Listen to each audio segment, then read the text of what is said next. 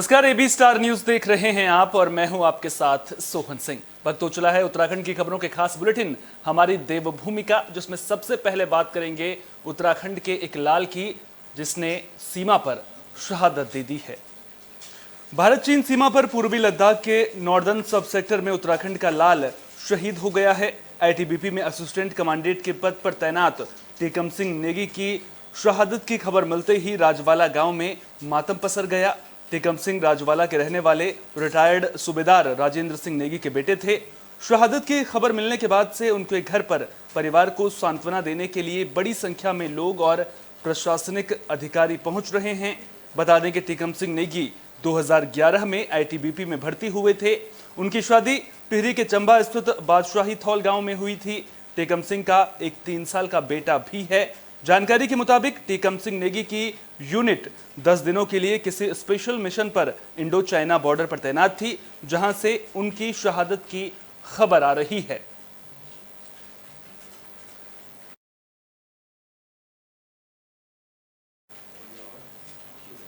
देश भर में कांग्रेस कार्यकर्ताओं का प्रदर्शन लगातार जारी है। हरिद्वार के बहादुराबाद में भी कांग्रेस कार्यकर्ताओं ने राहुल गांधी के डिस्क्वालिफिकेशन और अदानी मामले समेत केंद्र की नीतियों के खिलाफ प्रदर्शन किया। काली माता मंदिर चौराहे से पृथ्वीराज चौहान चौक तक कांग्रेस कार्यकर्ताओं ने मशाल रैली भी निकाली और केंद्र सरकार के खिलाफ जमकर नारेबाजी की। कांग्रेस कार्यकर्ताओं ने कहा कि जनता बीजेपी सरकार का तानाशाही रवैया बर्दाश्त नहीं करेगी। सर्वप्रथम तो मैं ये कहूँगा, ये जो अभी सरकार चल रही है ये जुमलों की नहीं, महाजुमलों की सरकार है।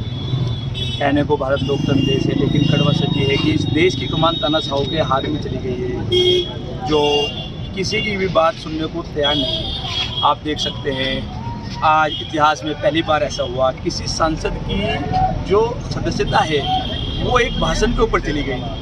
आप देख सकते हैं किस तरीके से चारों तरफ एक डर का, भय का माहौल इस सरकार ने बना रखा है।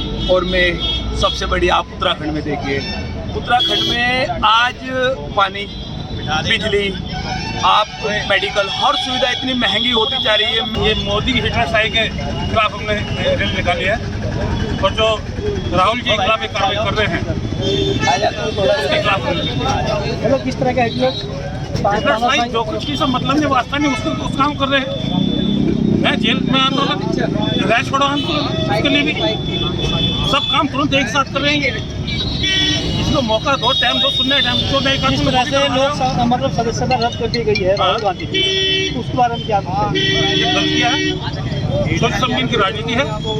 राहुल को एक तरफ करना चाहते हैं, ये राहुल से डरते हैं, इसलिए इसको गलत करना चाहते हैं। उत्तराखंड में पार्किंग की बेहतर व्यवस्था न होने से शहरी इलाकों में लोगों को जाम की समस्या से दो चार होना पड़ता है। लिहाजा अब सरकार इस मसले पर गंभीर नजर आ रही है। राज्य सरकार ने अलग अलग शहरों में पार्किंग बनाने का फैसला लिया है। इसी कड़ी में इस साल 46 नई पार्किंग बनाई जाएंगी, जिसके लिए 122 करोड़ का बजट भी मंजूर कर लिया गया है। इन पार्किंगों की कुल क्षमता 7000 से भी ज्यादा गाड़ियों की होगी। शहरी विकास मंत्री प्रेमचंद अग्रवाल ने बताया कि इन 46 पार्किंगों में 18 पार्किंग मल्टी स्टोरी जबकि 14 सरफेस पार्किंग होंगी। इसके अलावा 3 टनल पार्किंग और 11 अन्य पार्किंग का काम भी शुरू होगा। इन पार्किंग प्रोजेक्टों पर इसी साल काम शुरू होगा और 2 साल के भीतर इन सभी को पूरा करने का लक्ष्य रखा गया है। पार्किंगों में व्यवस्था के लिए 122 करोड़ रुपए का बजट तय किया गया है। इसके साथ ही मौजूदा बजट में पार्किंग के नए प्रस्तावों के लिए 100 करोड़ रुपए अतिरिक्त भी मंजूर किए गए हैं। साथ ही उन्होंने बताया कि सभी जिलाधिकारियों और विकास प्राधिकरणों से पार्किंग के प्रस्ताव मांगे गए हैं। इन प्रस्तावों के मुताबिक ही सरकार बजट जारी करेगी। देखिए, जैसे मैंने बताया कि हमारा जो एक वर्ष ये गया है, इसमें हमने विभिन्न पार्किंग हमने स्वीकृत की है, जिसके सापेक्ष 122 करोड़ रुपए हमने इसमें प्रावधान किया है और 77 लाख रुपया इसके लिए अब तक हमने रिलीज भी कर दिया है। और इसमें 18 तो मल्टी लेवल पार्किंग है और 14 जो है सरफेस पार्किंग है। इस बार हम जो अपनी पॉलिसी लाए हैं पार्किंग के लिए, उसमें एक बढ़िया बात क्या है कि प्राइवेट जो हमारे लोग हैं यदि वो भी अपनी जमीन उपलब्ध कराएं तो उनके लिए भी एक प्रोत्साहन के लिए वो पार्किंग डेवलप कर सकते हैं और आपस में उसमें जो हमारा अनुपात होगा उसमें बैठ के उसके। उत्तराखंड सरकार में मंत्री रेखा आर्य ने अपनी विधानसभा सोमेश्वर को बड़ी सौगात दी है। कई विकास योजनाओं की नींव रखी गई है।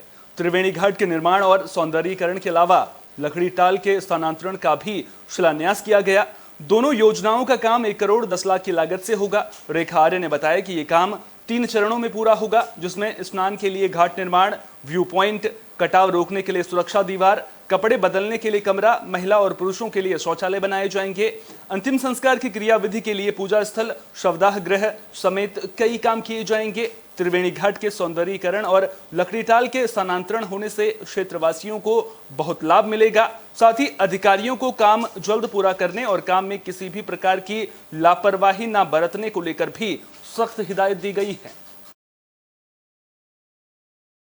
देखिए, आज अपनी विधानसभा क्षेत्र सोमेश्वर में बहुत लंबे समय से मांग थी कि एक त्रिवेणी घाट का जो है वह सौंदर्यीकरण किया जाए। साथ ही साथ एक लकड़ी टाल की भी शिफ्टिंग के लिए लगातार उनकी ओर से मांग आ रही है और आज मुझे कहते हुए बेहद खुशी है कि चाहे वो त्रिवेणी घाट का विषय हो, उसके सौंदर्यीकरण के संदर्भ में लगभग 90 लाख की धनराशि और आपके लकड़ी टाल के शिफ्टिंग के संदर्भ में 15 लाख की धनराशि जो है वह स्वीकृत कर दी गई है, जिसका आज शिलान्यास और भूमि पूजन का कार्य किया गया है। चूँकि ये लगभग पूरा क्षेत्र 45 से 50 हज़ार की आबादी का क्षेत्र है और इस आबादी के क्षेत्र में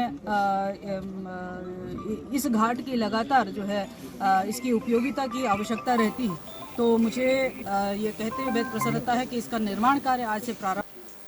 बुलेटिन में बात कोरोना की भी कर लेते हैं। दरअसल कोरोना का खतरा लगातार बढ़ता ही जा रहा है। उत्तराखंड में भी पिछले 24 घंटे में कोरोना के 30 नए मामले सामने आए हैं।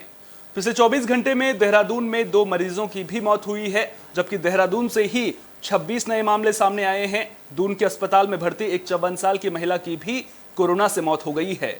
जानकारी के मुताबिक महिला को सार्कोइडोसिस नाम की गंभीर बीमारी थी। कोरोना से 20 दिन के भीतर दून अस्पताल में 3 मौत हो चुकी हैं। वहीं सहारनपुर के रहने वाले कोरोना संक्रमित मरीज की ऋषिकेश एम्स में मौत हो गई। व्यक्ति पहले से ही फेफड़े की बीमारी से पीड़ित था। 24 घंटे के भीतर प्रदेश में कोरोना के 30 नए मरीज मिले हैं। स्वास्थ्य विभाग के मुताबिक इनमें से 26 मरीज अकेले देहरादून के हैं। हरिद्वार, नैनीताल, पौड़ी और चमोली जिले में एक मरीज संक्रमित मिला है।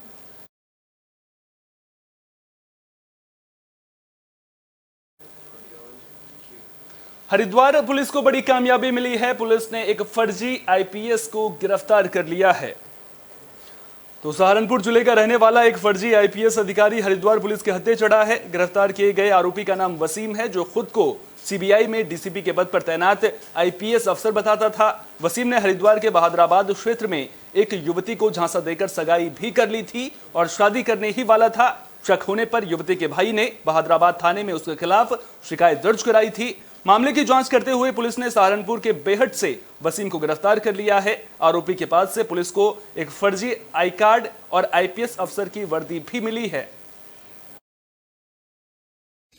बहादुराबाद थाना क्षेत्र में कुछ दिन पूर्व जो है एक एफआईआर दर्ज की गई थी, जिसमें आरोप लगाया गया था कि वसीम नाम के एक व्यक्ति द्वारा जो है सगाई की गई है, लेकिन उनको शक है कि वो जो अपना सीबीआई में डीसीपी बता रहा है और आईपीएस अफसर बता रहा है, उनको शक था कि कहीं ना कहीं ये झूठ बोल रहा है। इसके आधार पर उनके द्वारा कुछ प्राथमिक जानकारी की गई, जिस पर मुकदमा दर्ज किया गया था। इसके बाद अभियुक्त की तलाश की जा रही थी। जब जानकारी की गई तो पता चला कि यह फेक आईडीज बनाकर जो है लोगों को ठगता है। आसपास के क्षेत्रों में इसकी शिकायत थी।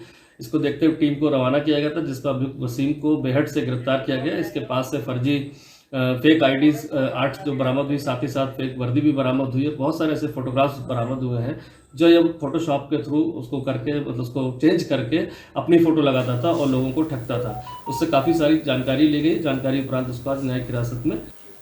हरिद्वार में गैंगस्टर और बदमाश सुनील राठी के नाम से रंगदारी मांगने का मामला सामने आया है। हरिद्वार के रहने वाले अभिषेक भारद्वाज को फोन कर 31 मार्च को 5 लाख की रंगदारी मांगी गई थी।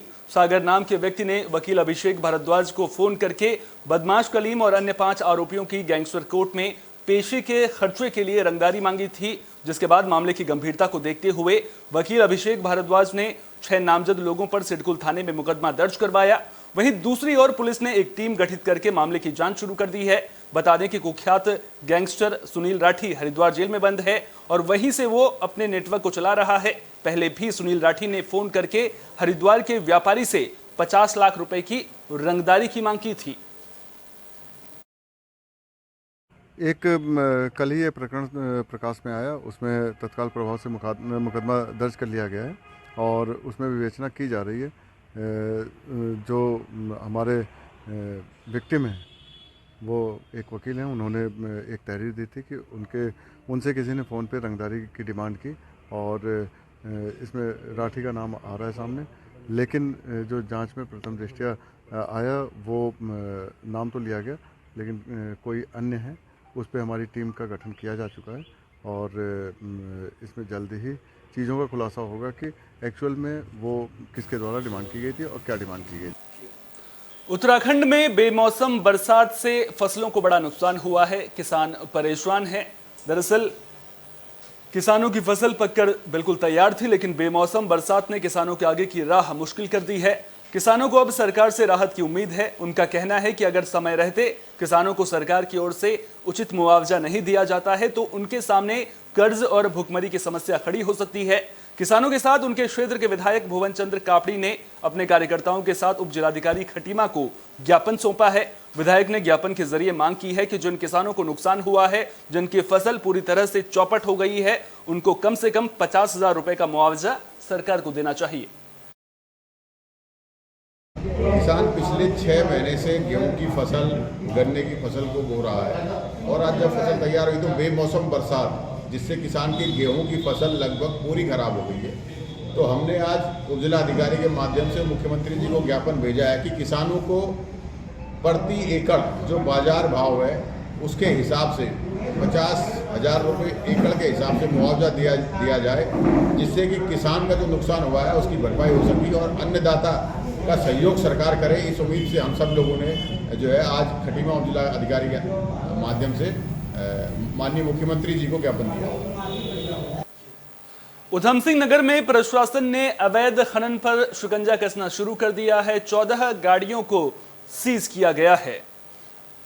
शिकायत मिलने पर खनन विभाग और राजस्व विभाग की टीम ने कोसी नदी में छापा मारा। अवैध खनन में संलिप्त 14 गाड़ियों को सीज किया गया है। खनन विभाग की कार्रवाई से माफिया में हड़कंप मच गया है। छापेमारी में छोई रोड, कोसी बांध और निगम घाट से 10 डंपर और 4 ट्रैक्टर ट्रॉली को पकड़ा गया है। चालक के पास दस्तावेज न मिलने पर सभी गाड़ियों को सीज कर दिया गया है। कार्रवाई की भनक लगते ही कुछ चालक अपने वाहनों को खाली करके फरार भी हो गए थे। शिकायत आ रही थी कि पट्टे की आड़ में कुछ लोग बिना रॉयल्टी के इलीगल माइनिंग कर रहे हैं और परिवहन कर रहे हैं। उसको देखते हुए आज संयुक्त कार्रवाई की गई है, जिसमें उप निदेशक खरब और हमारे तहसीलदार साहब भी साथ में हैं। आज हम लोगों ने निगम घाट और ये बक्सी घाट पे छापेमारी की है और यहाँ करीब 1 दर्जन गाड़ियाँ जो है जिसमें रॉयल्टी नहीं थी और अवैध परिवहन पाया जा रहा था, उनको सीज किया गया है और सीज करके स्टोन केसर पे खड़ा किया गया है और उस पर चालानी की कार्रवाई की जा रही है। और इसमें चूँकि जिलाधिकारी महोदय के पूर्व में भी निर्देश है और डिस्ट्रिक्ट लेवल पे इसमें इन्फोर्समेंट कमेटी गठित हुई है, तो उसको दृष्टिगत रखते हुए भी समय समय पे कार्रवाई की जाती रही। लेकिन आज जो है थोड़ा इसमें ज़्यादा शिकायत प्राप्त होने पे ज़्यादा गाड़ियाँ पकड़ी गई हैं और यह कार्रवाई लगातार जारी है। उत्तराखंड की खबरों की खास बुलेटिन हमारी देवभूमि में फिलहाल के लिए इतना ही। देश दुनिया की तमाम अहम खबरों के लिए बने रहिए AB स्टार न्यूज के साथ। फिलहाल दीजिए इजाजत। नमस्कार।